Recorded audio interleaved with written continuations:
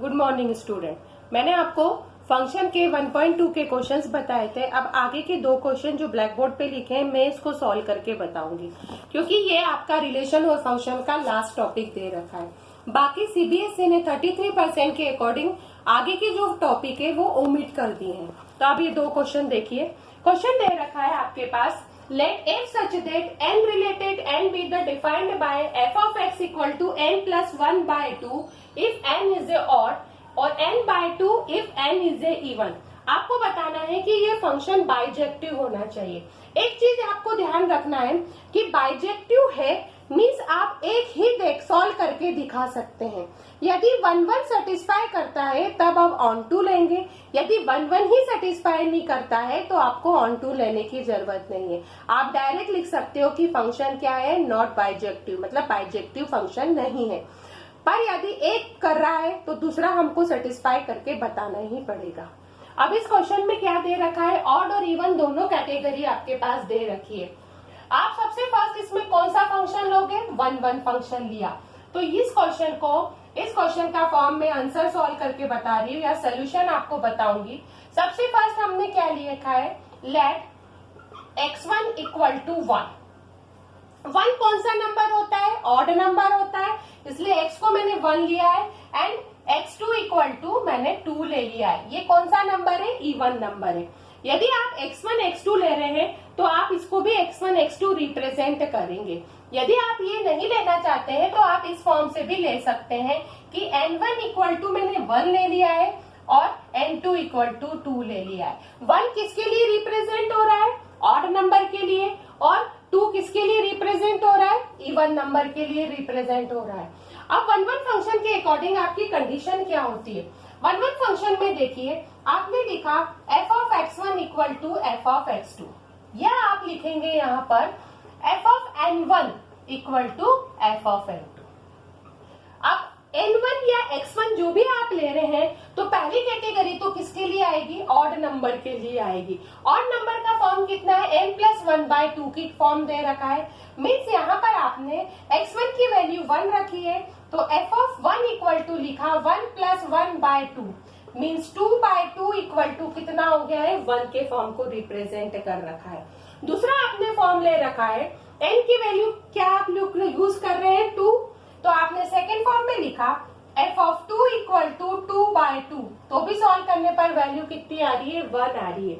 Means आप ये कह सकते हैं कि f of x1 equal to f of x2, but x1 is not equal to x2, क्योंकि 1 2 के इक्वल नहीं हो सकता है, इसलिए x1 x2 के इक्वल नहीं है। तो हम लिखेंगे सो f is A not 1-1 function. कौन सा फंक्शन नहीं है, ये 1-1 फंक्शन नहीं है। Means f is A not 1-1 function है, तो हम लिख सकते हैं therefore f is A not bijective function. अभी मैंने जस्ट ये चीज बताई है कि यदि एक भी प्रूव नहीं हो रहा है तो आप डायरेक्ट यहाँ पर बाइजेक्टिव लिख सकते हैं कि ये सेटिस्फाई नहीं कर रहा है। यदि 1-1 सेटिस्फाई करता तो आपको ऑन टू बताना पड़ता, और हो सकता है कि ऑन टू नहीं होता तो भी ये बाइजेक्टिव नहीं होता। पर यदि पहले ही केस में ये सेटिस्फाई नहीं हो रहा है तो हमें ऑन टू को सॉल्व करने की जरूरत नहीं पड़ेगी। मतलब आपका दिखने का ये क्वेश्चन इतना बड़ा है पर सॉल्व करने पर ये सबसे छोटा हो गया है।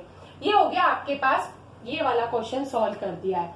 अब अगला देखिए, अगला क्वेश्चन क्या दे रखा है इसके अंदर, late a equal to r3, मतलब ये इसकी रेंज दे रखी है, 3 के फॉर्म में दे रखी है। सेकेंड क्या दे रखा है, b, ये फॉर्म दे रखा है 1 के फॉर्म में। कंसीडर दिया है आपका एक फंक्शन डिफाइंड कर रहा है f of x equal to x minus 2 x minus 3।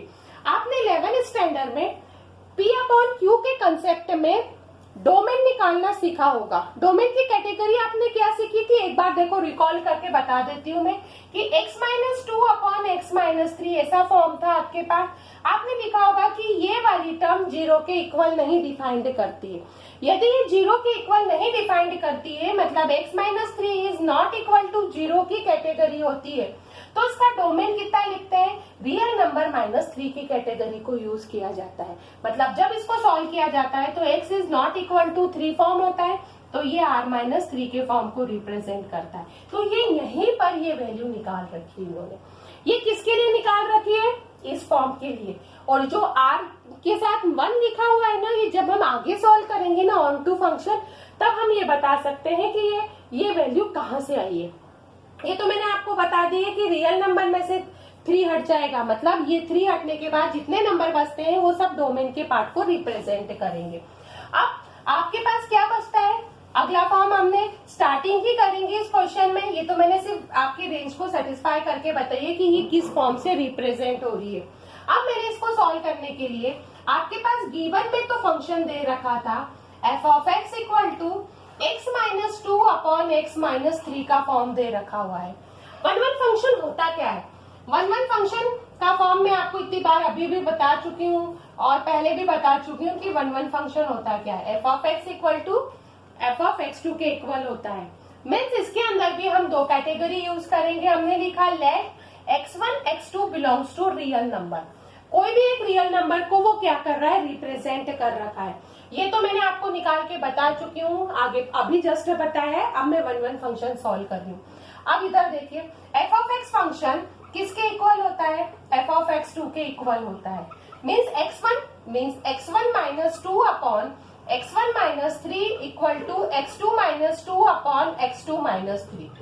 ये आपने दोनों एक दूसरे से इक्वल कर दिया है। अब इक्वल करने के बाद भी आपको क्या करना पड़ेगा? ये प्रूव करना है कि x1 x2 के इक्वल होना चाहिए। फिर हमने इसका क्या करा है? क्रॉस मल्टीप्लाई करा है, मतलब इसका इंटू इधर और ये फॉर्म का इंटू इधर कर दिया। मल्टीप्लाई करा है तो x1 minus 2 x2 minus 3 equal to x2 minus 2 और x1 माइनस 3 का फॉर्म लिखा है। अब इनका आपस में हम क्या करेंगे? मल्टीप्लाई करेंगे। अब ये मल्टीप्लाई में यहाँ करके आपको बता रही हूँ क्योंकि ये क्वेश्चन तो मैंने सॉल्व कर ही दिया है, तो ये फॉर्म आपका हट जाएगा। अब यहाँ पर मैंने सॉल्व किया, इंटू करूंगी x1 का x2 में, तो x1 x2 का फॉर्म बन गया। ठीक है, फिर 3 के साथ करूंगी तो -3x1 हो गया। फिर उसके बाद मैंने किसके साथ किया है? इसका इंटू तो मैंने इसके साथ भी कर दिया है, ये वाले फॉर्म का इंटू इसके साथ कर दिया है। अब इसका करेंगे तो -2x2 हो गया और -2 इंटू -3 कितना होता है? +6 हो गया है। इसी टाइप से मैंने इधर इंटू किया है, इसका इंटू उधर करूंगी तो x1 x2 हो गया, -3x2 हो गया, -2x1 हो गया है, +6 हो गया है। अब फॉर्म अरेंज करते वक्त ये दोनों इक्वल की कैटेगरी है, इक्वल की फॉर्म में है, मतलब ये फॉर्म इससे हट गया और ये वाली कैटेगरी इससे हट गई है। आप इधर लेके आओगे तो भी वो माइनस होकर कैंसिल हो जाएगा। फॉर्म बचा -3x1 -2x2 equal to -3x2 -2x1 का फॉर्म बच रहा है। अब किसी एक फॉर्म को इधर ले आ सकते हैं, जैसे ये दे रखा है, ये पूरा x1 मैंने उधर शिफ्ट कर दिया, x2 उधर ले आई हूँ, तो -2x2 +3x2 equal to -2x1 +3x1। +3 में से 2 जाएगा तो बचेगा x2 और ये कितना बचा है? x1। x1 किसके इक्वल हो गया है? x2 के इक्वल हो गया है। मीन्स हम कह सकते हैं कि f इज ए 1-1 फंक्शन हो गया है। मतलब ये पहला फॉर्म आपका क्या कर रहा है? सेटिस्फाई कर रहा है, जस्टिफाई कर रहा है तुम्हारे आंसर को कि हाँ ये हो रहा है कि 1-1 फंक्शन हो रहा है। अब हमें क्या प्रूव करना है? 1-1 अच्छे से देख लेना। इस टाइप के क्वेश्चन में अगर डिजिट या वैल्यू चेंज होती है तो आपको क्या है? सिर्फ क्रॉस मल्टीप्लाई करके ही इसको सॉल्व करने का करेंगे, तभी आप इक्वल की वैल्यू निकाल सकते हो। सेकेंड फॉर्म में हमको क्या करना है? ऑन टू की कैटेगरी रखना है। अब ये मैं हटा देती हूँ क्वेश्चन में। ऑन टू का फॉर्म क्या होता है? क्वेश्चन तो वही है कि x2 अपॉन x3, यही फॉर्म दे रखा है ना, तो ऑन टू की कैटेगरी देखो इसके अंदर, ये पूरा मैंने फॉर्म इसका हटा दिया है कि ये 1-1 फंक्शन आपका सेटिस्फाई कर रहा है। अब ऑन टू पूरा इसमें आ जाएगा। अब ऑन टू की कैटेगरी क्या है? लिखा मैंने ऑन टू लेट f of x equal to क्या दे रखा है? y दे रखा है। अब f of x की वैल्यू कितनी थी? f of x की वैल्यू थी x-2 अपॉन x-3। ठीक है, इसको मैंने किसके इक्वल एज्यूम किया है? y के, तो मैंने लिखा y equal to x-2 upon x-3। Onto निकालने के लिए मुझे x की वैल्यू निकालनी पड़ेगी, तो मैंने इसका इंटू इस साइड में करा है। इंटू करने पर कितना हो गया ये y into x minus 3 equal to x minus 2 का फॉर्म बन गया। X y minus 3y equal to x minus 2। अब मुझे वैल्यू किसकी निकालनी है? वैल्यू तो मुझे निकालनी है यहाँ पर x की ही वैल्यू निकालनी है। अब देखिए हमें किसकी वैल्यू निकालनी है? यहाँ पर x की वैल्यू निकालनी है। अब x की वैल्यू निकालने के लिए क्या करेंगे? ये एक्स वाई और ये x को इधर शिफ्ट कर दिया, माइनस का x हो गया। ये जो माइनस का 3y है इधर डाल देंगे हम, तो 3y और ये माइनस 2 निकलेगा। इन दोनों में से मैंने क्या कॉमन निकाला है? x कॉमन निकाला है, तो ये y माइनस 1 हो गया है। y minus 1 equal to 3y minus 2 हो गया है। तो x इक्वल टू कितना हो गया? 3y minus 2 upon y minus 1 का फॉर्म बन गया। अब यही वैल्यू यदि मैं क्वेश्चन में पुट करती हूँ तो मेरे पास आंसर में कितना आना चाहिए? y। अब देखो इसमें एक रेंज दिखी, एक फॉर्म दिखा था b और इस टाइप से लिखा था ये कि r और ये 1 के फॉर्म में लिखा था इसमें मैंने 3 वाला तो बताया था। अब देखो यही फॉर्म लिखा है कि y minus 1 is not equal to 0, y is not equal to 1। मतलब रियल नंबर में से 1 को हटा दिया जाए तो जो बचेगा वो आपका डोमेन के पार्ट को रिप्रेजेंट कर रहा है।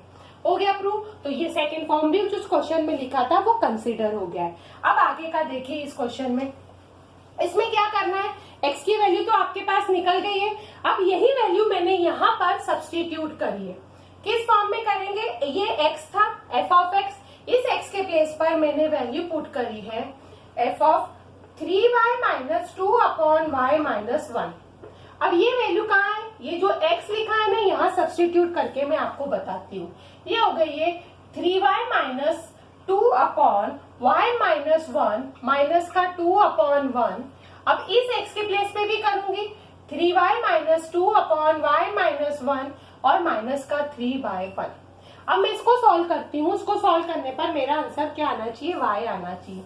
अब इसको सॉल्व करा, एलसीएम लिया, 3y माइनस 2 ये कितना हो जाएगा? माइनस का 2y, ये माइनस का 1 और माइनस का 2 हो जाएगा प्लस का 2 अपॉन 3y माइनस 2 माइनस का 3y और प्लस का 3, क्योंकि y माइनस 1 से y माइनस 1 एलसीएम के थ्रू कैंसिल हो जाएगा। अब यहाँ पर ये माइनस 2 से प्लस 2 कैंसिल हो गया। ये फॉर्म आपके पास क्या हो गया है? कैंसिल की कैटेगरी के फॉर्म में रिप्रेजेंट हो रहा है। अब इधर और भी देखिए, प्लस का 3y माइनस का 3y कैंसिल हो गया है। अब 3y में से माइनस का 2y गया तो कितना बचेगा? y, और 3 में से 2 गया तो 1 बच रहा है। मीन्स ये जो f of 3y minus 2 upon y minus 1 की वैल्यू कितनी निकल रही है आपके पास? ये 1 तो लिखा नहीं जाता है, तो किसके इक्वल हो रही है? y के इक्वल आ रही है। मीन्स हम लिख सकते हैं कि that is f is a onto function. f कौन सा फंक्शन हो रहा है? ऑन टू फंक्शन को रिप्रेजेंट कर रखा है। यदि यही क्वेश्चन में वो बाइजेक्टिव कहता तो हम क्या कहते हैं कि both function are satisfied, so f is a bijective function, जैसे हमने रिलेशन में लिख रखा था। मीन्स आपका ये क्वेश्चन क्या हो गया है? कंप्लीट हो गया है। अब मैं आपको एक चीज और बताना चाहती हूँ कि इस टाइप के क्वेश्चन में क्या होता है, जैसे अपॉन वाली कैटेगरी होती है, इसको आपको सिर्फ ध्यान रखना है कि सॉल्व करते वक्त आपको क्रॉस मल्टीप्लाई करके दोनों वैल्यू इक्वल लेके आओगे। मीन्स आपके पास फॉर्म क्या हो गया है? 1 फंक्शन सेटिस्फाई होगा।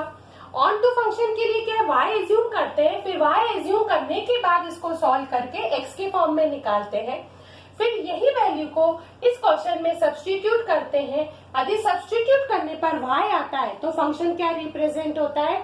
ऑन टू फंक्शन को रिप्रेजेंट करते हैं। अब मैं आपको जैसे रिलेशन फंक्शन चैप्टर कंप्लीट हुआ, अब इसके बाद में सेकेंड टॉपिक लूंगी, वो है इनवर्स ट्रिग्नोमेट्री फंक्शन। मतलब ये भी और इसकी दोनों की मार्किंग सिस्टम कितने की होती है? 8 मार्क्स की दे रखी हुई है। तो आपको ये चैप्टर और उसके बाद ITF मतलब इनवर्स ट्रिग्नोमेट्री फंक्शन साथ में करना है, तब आपको 8 मार्क्स का पोर्शन कंप्लीट होगा। अब मैं आपको ये वाला जो टॉपिक है ITF वो मैं नेक्स्ट वीडियो में बताऊंगी।